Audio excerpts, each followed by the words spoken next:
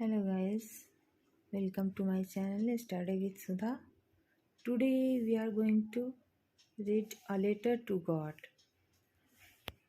This chapter is about a farmer, Lencho. Lencho is a farmer who writes a letter to God when his crops are ruined. Lencho एक किसान की कहानी है। वो भगवान को एक पत्र लिखता है जब उसका फसल एक बारिश से बर्बाद हो जाता है, तो 100 पेसोज के लिए वो भगवान को पत्र लिखता है।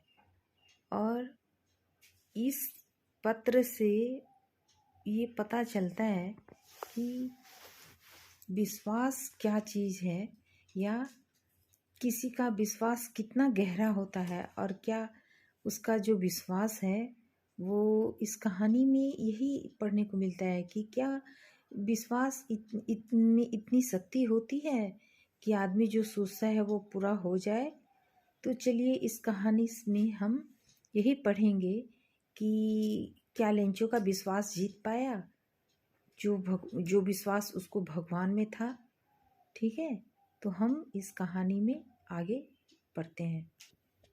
The house, the only one in the entire valley, sat on the crest of a low hill. एकमात्र घर समूचे वैली में, घाटी में, जो एक छोटी पहाड़ी की चोटी पे है। क्रेस्ट मीन्स चोटी। तो एक छोटी पहाड़ी के ऊपर घाटी, समूची घाटी में एकमात्र घर है ना, ऐसा है जो लगता है जैसे कि छोटी पहाड़ी के ऊपर बैठा हुआ है। कहने का मतलब कि छोटी पहाड़ी के ऊपर समूची घाटी में एकमात्र घर। From this height one could see the river and the field of the ripe corn dotted with the flowers. और इस घर से, इसकी ऊंचाई से, जहाँ पे ये घर है वहाँ से नदियों को देखा जा सकता है और कॉर्न के फसल को देखा जा सकता है ऊपर से। और उस पे जो फूल लगे हुए हैं वो डॉट की तरह दिख रहे हैं। और ये मक्के की फसल लगी हुई है जो बहुत ही खूबसूरत दिख रहा है। The only thing the earth needed was a downpour और एट लीस्ट अ शावर। सिर्फ पृथ्वी पे, यानी कि उस जमीन पे, खेती पे सिर्फ बारिश की, एक मूसलाधार बारिश की ज़रूरत है। Throughout the morning, Lencho, who knew his fields intimately, had done nothing else but see towards the northeast. तो उसके फील्ड में वो खेती कॉर्न का लगा हुआ है, उसमें अब कुछ करना नहीं है, लेकिन वो सुबह से लेकर हमें उत्तर पूरब की तरफ आकाश को टकटकी लगाए रोज़ देखता रहता है। Now we are really going to get some water women. क्यों टकटकी लगाए देखता है? क्योंकि वो सोचता है कि हमारी खेतों को, फसलों को पानी की ज़रूरत है। तो उसी आशा में कि आज बारिश होगी, आज बारिश होगी, वो रोज़ आकाश को टकटकी लगाए देखता है कि शायद आज बारिश हो जाए। तो एक दिन क्या होता है, वो अपनी औरत से कहता है आकाश की तरफ देखते हुए कि आज ज़रूर बारिश होगी। The women who was preparing super replied yes God willing. जो औरत उसकी खाना बना रही थी, भोजन बना रही थी, वो बोलती है हाँ, भगवान ने चाहा तो ज़रूर होगी। और the older boys were working in the field while the smaller one were playing near the house until the woman called to them all, come for dinner. जो बड़े बच्चे थे वो खेतों में काम कर रहे थे, जो छोटे थे वो घर के बगल में ही खेल रहे थे, तब तक जब तक कि रात्रि के खाने के लिए माँ नहीं बुला लेती है। It was during the meal that just as Lencho had predicted. ये खाने के समय लेंचो ने बोला, he big drops of rain begin to fall. भविष्यवाणी किया कि बहुत बड़ी बारिश की बूंदें गिरने वाली हैं। In the north east huge mountains of clouds could be seen approaching. उत्तर पूरब की तरफ बादल पहुंचते हुए दिखाई दे रहा है। है ना, वो प्रेडिक्ट करता है कि बारिश की बहुत बड़ी बड़ी बूंदें आने वाली हैं आकाश की तरफ देखते हुए। जब खाने का समय होता है उस वक्त ये बोलता है। The air was fresh and sweet. हवा भी बहुत ही मीठी और अच्छी थी, ताजी थी। The man went out for no other reason than to have the pleasure of feeling the rain on his body. और आदमी के पास कोई कारण नहीं था कि खुशी से, जब उसके शरीर पे बारिश की बूंदें पड़ रही थी तो वो खुशी के मारे उसका कोई लिंचू की खुशी का ठिकाना नहीं था। वो जब बारिश की बूंदें उसके शरीर पे पड़ रही थी और वो कहता है, they are this are not rain drops falling from the sky, they are new coins. ये बारिश की बूंदें नहीं है जो आकाश से गिर रही हैं। दे आर न्यू कॉइन्स, ये नए सिक्के हैं। The big drops are 10% pieces and the little ones are 5।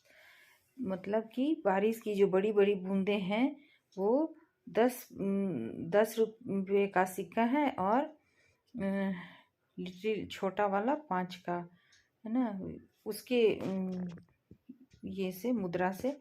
With a satisfied expression he regarded the field of ripe corn with its flower draped in a curtain of rain।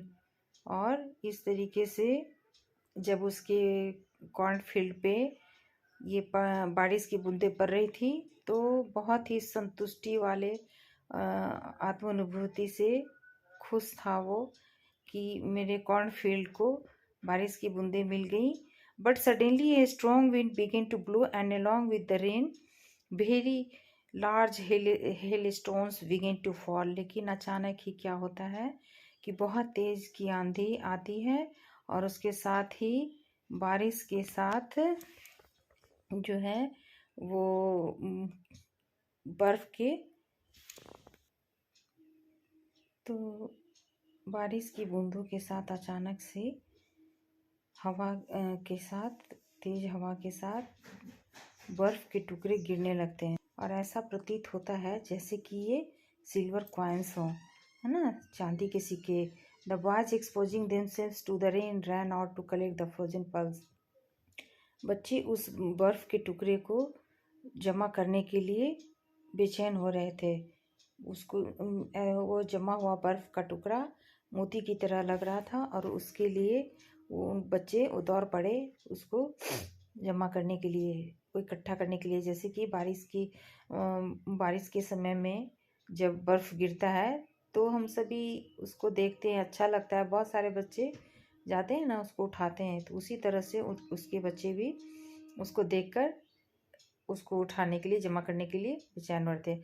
It's really getting bad now exclaim the man.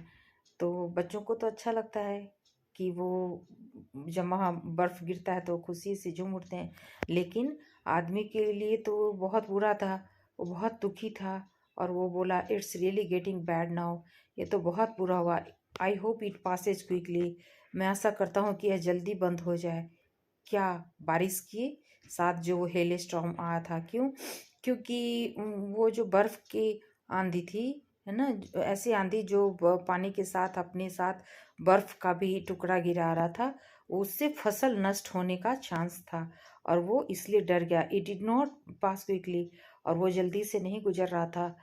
For an hour the hill rained on the house, the garden, the hill side, the cornfield. 1 घंटे तक ये बर्फ़ जो है वो बगीचों में, पहाड़ी के साइड में और फील्ड में जहाँ पे खेती लगा हुआ था उन सब पे गिर रहा था। ऑन द होल वैली, पूरी घाटी पे बर्फ जो है गिर रहा था। The field was white as it covered with salt. और वो पूरा फील्ड जो है वो वाइट हो चुका था जैसे कि नमक से ढका हुआ हो। Not a leaf remained on the trees, एक भी पेड़ पे पत्ता नहीं बचा था, सब पे बर्फ ही बर्फ था। The corn was totally destroyed, फसल जो है वो कॉर्न का पूरी तरह से बर्बाद हो चुका था। द फ्लावर्स वेयर गोन, और उसके जो फूल थे, कॉर्न में जो फूल लगे थे ना, जो ऊपर से देखने में अच्छे लगते थे, वो सब टूट चुके थे। फ्रॉम द प्लांट्स, प्लांट से अलग हो चुके थे। Lencho soul was filled with sadness, Lencho का हृदय दुख से भर गया था। When the storm had passed, he stood in the middle of the field and said to his son, "A plague of locusts would." जैसे ही आंधी गुजरा तो वो खेत के बीच में जाके खड़ा हो गया और अपने बच्चों से कहा कि कुछ भी नहीं बचा। ये जो समय आया, ये ऐसा जो बर्फ़ वाला, जो बर्फ़ की बारिश हुई, तो वो फील्ड के बीच में खड़ा होके बोल रहा था, the hail has left nothing. ये जो बर्फ़ है ये कुछ नहीं छोड़ा। This year we will have no corn. इस साल हमारे पास कुछ भी नहीं होगा, मक्का कॉर्न नहीं होगा। The hail has left nothing this year we will have no corn. इस साल हमारे पास कुछ भी कॉर्न नहीं बचेगा। That night was a sorrowful one. यह जो रात है ये बहुत ही उदास रात थी। All our work for nothing, there is no one who can help us, we will all go hungry this year. हम जितना हमने काम किया वो सब बर्बाद हो गया, कुछ भी नहीं बचा और कोई हमारी मदद नहीं करेगा और हम सब इस साल भूखे मारे जाएंगे। But in the heart of all who lived in that solitary house in the middle of the valley, there was a single hope, help from God. लेकिन उस वैली में, उस घाटी में, उस घाटी के बीचों बीच जो एक घर था, उसके हृदय में अभी भी ऐसा एक आशा जिंदा थी, है ना, कि वो आशा क्या था? हेल्प फ्रॉम गॉड, की भगवान से मदद। डोंट बी सो अपसेट, उदास मत हो। Even though this seems like a total loss, यहाँ तक कि सब कुछ बर्बाद होता हुआ दिख रहा है, फिर भी उदास मत हो। Remember no one dies of hunger, याद रखो कोई भी भूख से नहीं मरता है। That's what they say, no one dies of hunger, इसलिए कहा गया है कि कोई भी भूख से नहीं मरता है ना। All through the night Lencho thought only of his one hope. सारी रात लेंचो एक ही सोच के बारे में सोचता रहा था, हेल्प ऑफ गॉड, भगवान से मदद। Whose eyes has he had been instructed see everything, even what is deep in one's concerns. Lencho was an ox of a man. सारी रात वो एक ही दुख को सोचता रहा और लेंचो जो था वो एक आदमी के रूप में एक बैल था, जो सारे working like an animal in the fields, जैसे जानवर की तरह वो खेतों में काम करता था।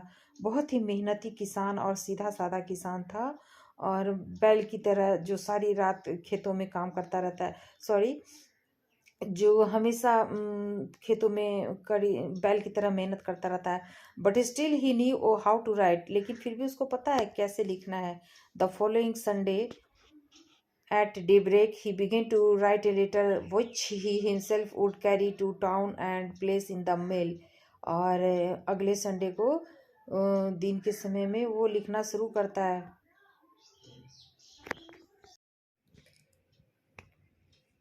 He wrote to God on the envelope, sorry, I will go hungry this year. I need 100 pesos in order to sow my field.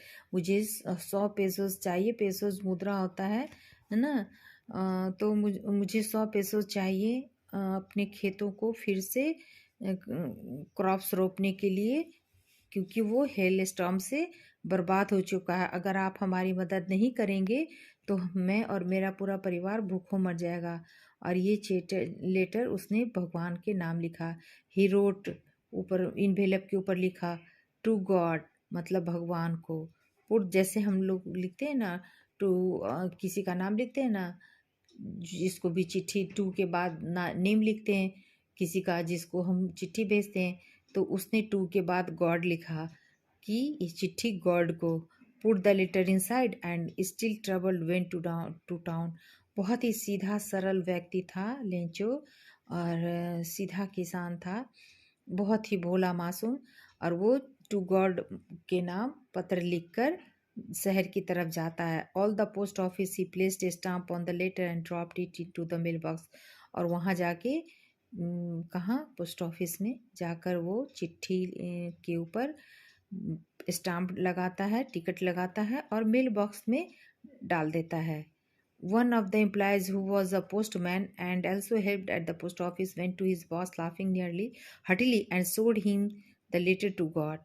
उसमें से एक एम्प्लाई, डाकघर में से एक एम्प्लाई जो चिट्ठियों को बांटता है, जब देखता है कि एक ऐसी चिट्ठी है जिसमें कुछ पता नहीं है और सिर्फ लिखा है टू गॉड, यानी कि गॉड के नाम से, तो वो हंसते हंसते जाकर अपने बॉस को चिट्ठी दिखाता है। Never in his career as a postman had he known that address. कहता है कि अपने पूरे पोस्टमैन के कैरियर में ऐसा कोई एड्रेस मैंने नहीं देखा है। क्योंकि देखो पोस्टमैन क्या होता है, वो तो जो पता होता है उस पर चिट्ठी भेजता है। तो वो तो चिट्ठी जब उसके हाथ लगी तो उसमें लिखा है टू गॉड, इसलिए वो हंसते हुए अपने बॉस के पास जाता है। कहता है सर मेरे पास तो, मैंने पूरी ज़िंदगी में ऐसा पता तो नहीं देखा, ये चिट्ठी किसको जाएगी। The poster A fat amiable fellow also broke out laughing but almost immediately he turned serious। तो जिसके पास ये चिट्ठी गई वो सब हंसने लगे, लेकिन फिर वो तुरंत सीरियस हो गया। And tapping the later on his desk, और वो चिट्ठी को डेस्क पे रख देता है। कमेंटेड व्हाट फेथ, क्या विश्वास है। I wish I had the faith of the man who wrote this letter starting up a correspondence with God. तो उसके जो बॉस के पास वो चिट्ठी लेके गया वो सब भी देख के हंसने लगे, लेकिन वो फिर तुरंत सीरियस होकर उस चिट्ठी को डेस्क पे रख देता है और बोलता है कि क्या विश्वास है। मैं आशा करता हूँ कि इसका जो विश्वास है जो उसने लिखा है चिट्ठी गॉड को, ये बना रहे। So in order not to shake the writer's faith in God, the postmaster came up with an idea answer the letter. और वो सोचने लगा क्या ऐसा किया जाए कि ये जो राइटर का जो फेथ है गॉड पे वो टूटे नहीं। और तो कुछ देर के बाद उसके दिमाग में एक आइडिया आया। But when he opened it, it was evident that to answer if he needed something more than goodwill, ink, and paper. But he stuck to his resolution. He asked for money from his employees. तो उसने उसको विश्वास को तोड़ना नहीं चाहा, लेकिन पत्र खोलते ही जब देखा कि इसमें तो वो रिसोल्यूशन चाहता है, पैसे चाहता है। He himself gave part of his salary and several friends of his were obliged to give some things for an act of charity। तो वो आइडिया लगाता है कि सिर्फ पत्र का जवाब देने से तो होगा नहीं, ये तो पैसों की डिमांड कर रहा है। तो वो अधिकारी जो था पोस्टमैन पोस्ट ऑफिस का, वो खुद की अपनी सैलरी और बाकी लोगों से दान मांगते हैं, और मांग कर उसकी मदद करने के लिए दान सब ने अपना सैलरी का दान किया थोड़ा थोड़ा। It was impossible for him to gather together the 100 pesos. फिर भी 100 पेसोज जमा करना संभव नहीं था। अपनी सैलरी से सबने जितना संभव हुआ दिया, फिर भी 100 पेसोज तो नहीं हो पाया। So he was able to send the farmer only a little more than half. तो इसीलिए उसने क्या किया कि सिर्फ आधा ही देने की कोशिश किया। He put the money in an envelope addressed to Lencho and with it a letter containing only a single word as a signature God। और पूरे 100 पेसोस तो नहीं दिए, लेकिन आधे दिए, और आधे देकर उसमें लेटर पे कुछ नहीं लिखा, सिर्फ सिग्नेचर के पास गॉड लिख दिया, जैसे कि गॉड के पास से ये चिट्ठी आ रही हो। ठीक है स्टूडेंट्स, आज यहीं तक रहते हैं, फिर इसके सेकंड पार्ट में इसको एंड किया जाएगा। अगर आपको अच्छा लगता है, समझ में आया, तो लाइक और सब्सक्राइब कीजिए, ताकि आपको इसका नेक्स्ट पार्ट और इस क्लास 10 का इस बुक का सभी पार्ट्स आपको इजीली अवेलेबल हो जाए। Thank you guys.